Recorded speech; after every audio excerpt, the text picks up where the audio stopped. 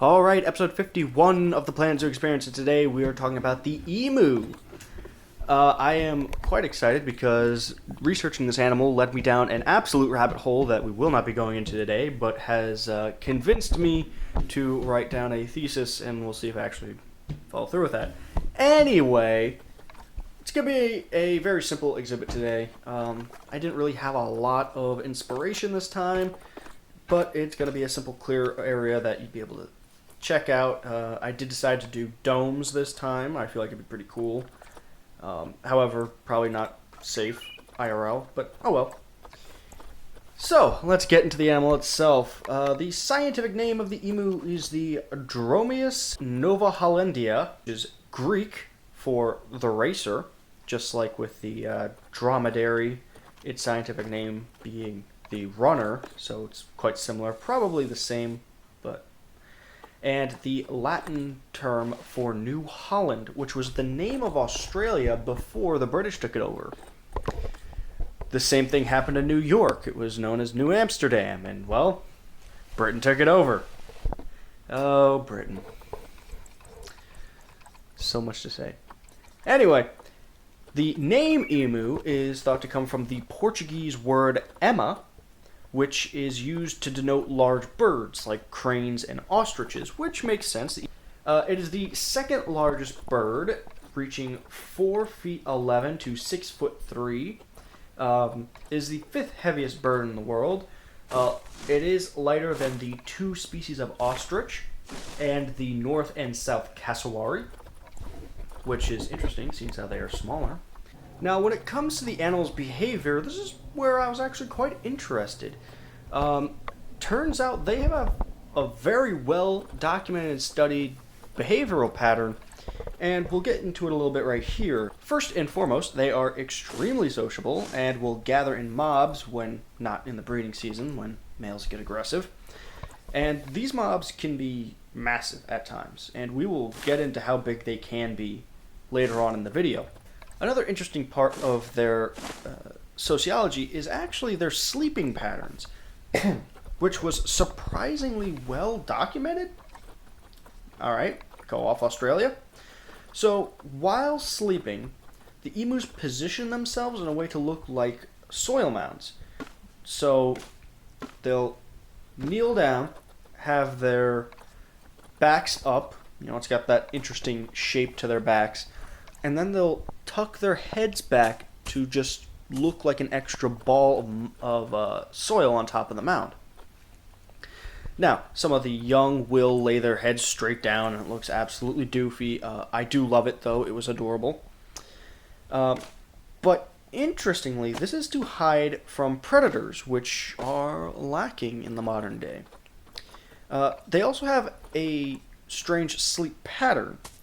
So they'll have multiple forms of rest. The first level, pretty much, they're still very much awake, and they would easily be able to take off running if need be. Second, slightly deeper rest, still able to bolt. The third is a deeper sleep, and then the fourth of an extremely deep sleep.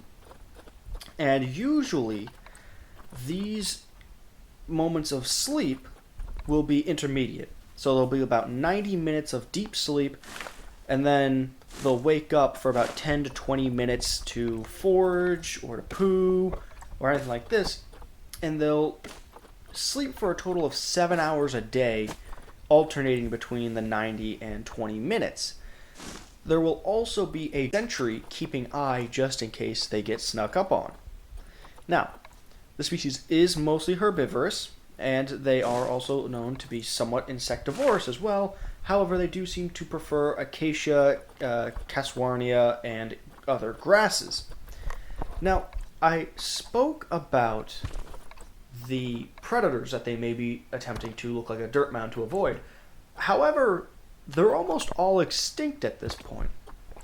Animals like the Megalania, which was a massive version of the Komodo dragon, Thylacoleo, which was also known as the marsupial lion, have all gone extinct. The only modern predators they have to deal with are dingoes, wedge-tailed eagles, and humans.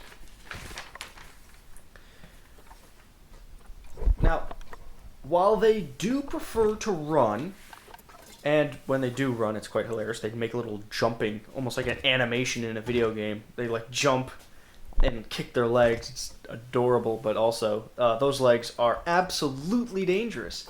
Because if they decide not to run, they could easily disembowel a man by simply kicking him once. They are massive daggers with very strong legs. And quite honestly, I would not like to get anywhere near those things because I've seen them in person, and by God, they quite literally have massive daggers for toes. Now, when it comes to the history of the animal, I do need to remedy a mistake I made in the ostrich episode. And that is the fact that ratites did not evolve on Gondwana. They came to be long after the separation.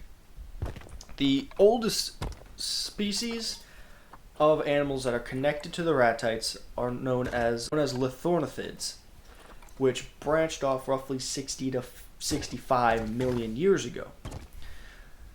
Though they were still able to fly, we aren't 100% sure when the emu itself evolved.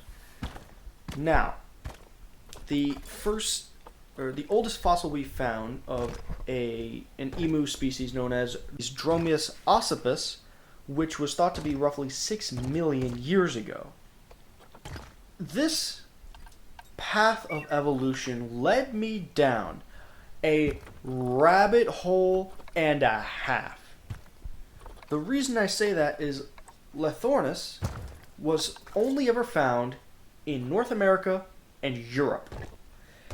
This means it must have somehow traveled all over the world to make the rhea of South America, the ostrich of Africa, the elephant bird of Madagascar, the kiwi and the moa of New Zealand, the cassowary and emu of Australia, and nobody knows how they did that.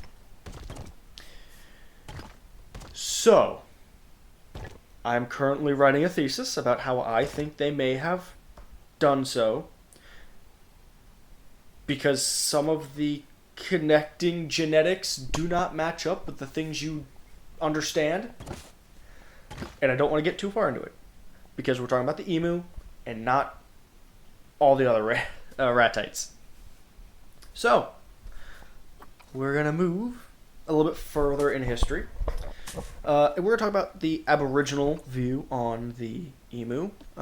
It was a very big part of their culture. In the Ulaware creation myth, the emu is extremely prominent, and in the Aboriginal groups of New South Wales, they claim that the emu egg is actually what the sun is. Essentially, the emu egg was thrown into the air, and you got the sun. Now, I have desperately tried to find where the first emu came about, and all that I could find was the Great Emu War. So I guess we're talking about that now. The year is 1918. The Great War is over. The British colonial army is sent back to their homelands. This includes the Australians. Many of these veterans were given land by the Australian government in an attempt to pick up farming. And for the most part, it was going okay. Until the 1929 Great Depression. Since the government offered subsidies for growing wheat, the prices of wheat tanked. But don't worry, the government promised to help. Oh wait, that's right, they didn't. They completely reneged on the subsidies and completely failed to deliver. So by October of 1932, farmers threatened not to deliver this year's harvest because of the bullshit. Then, to compound on top of the issue, approximately 20,000 emus entered the area for their breeding season. And what better place to take up than a completely watered, food-laden field? Exactly, right? So these farmers, being experienced with how well machine guns could absolutely destroy waves of men, asked the Minister of Defense, Sir George Pierce, to make it happen.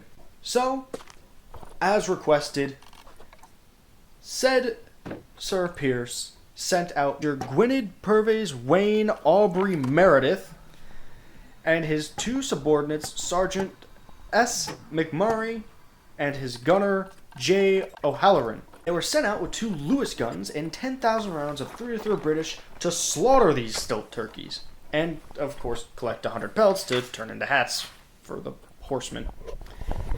So, a Welshman, a Scot, and an Irishman walk into the bush and proceed to get completely clowned on. The first deployment went as such. November 2nd, Campion. 50 emus are spotted, but our valiant heroes attempted to engage from far too far away and only killed, and I quote, a number of birds. Which, to me, sounds like they killed like 2 or 3 and were very embarrassed because, believe it or not only were they under pressure from just doing their job well, they had a cameraman with them the entire time. But don't worry, later they managed to kill about a dozen here and there, and on November 4th, 1,000 emus would approach the squad, and they learned from their mistakes and waited for them to get a closer shot.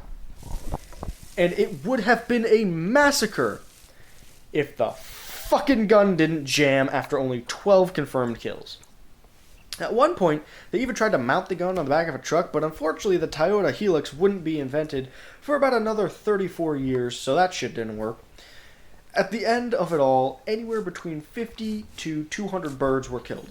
And Meredith's official report noted, and I quote, "No casualties suffered except for their dignity." And it wasn't just these birds who mogged these brave few. An ornithologist known as Dominic Cerventi commented, and I again quote, "The machine gunner's dreams of point-blank fire into serried masses of emus were soon dissipated. The Emu Command had evidently ordered guerrilla tactics, and its unwieldy army soon split up into innumerable small units that made use of the military equipment uneconomic. A crestfallen field force therefore withdrew from the combat area after about a month." Come on, dude. They're already fucking getting down enough. You just gotta beat them into submission in the news, nonetheless. Now, there was a slightly more effective second attempt, but at the end of the day, what really worked was just setting up a bounty system. Essentially, kill an emu, bring its corpse to the ministry, get paid. Kind of like pythons and iguanas in Florida or wild hogs in anywhere in the United States. So it just goes to show, when you want something done right, don't ask the government. Do it yourself, because you'll never find someone more inept than a government official. And so, what about the modern day interpretation of the emu? Well, I wanted to give you a full list of everything that the emu is on. Like, it's symbolic, but I don't have enough time in the day to do that. So, we're just going to leave it at this. Damn near half the goddamn companies of Australia use this fucking emu, and it's the unofficial national bird of Australia. Turns out they don't have a national bird at all. Why? I don't fucking know. They might as well. And it is also on the coat of arms along with the kangaroo. At this point in time, the emu is about as synonymous with the land down under as pretty much the kangaroo. And at the same time, I get it.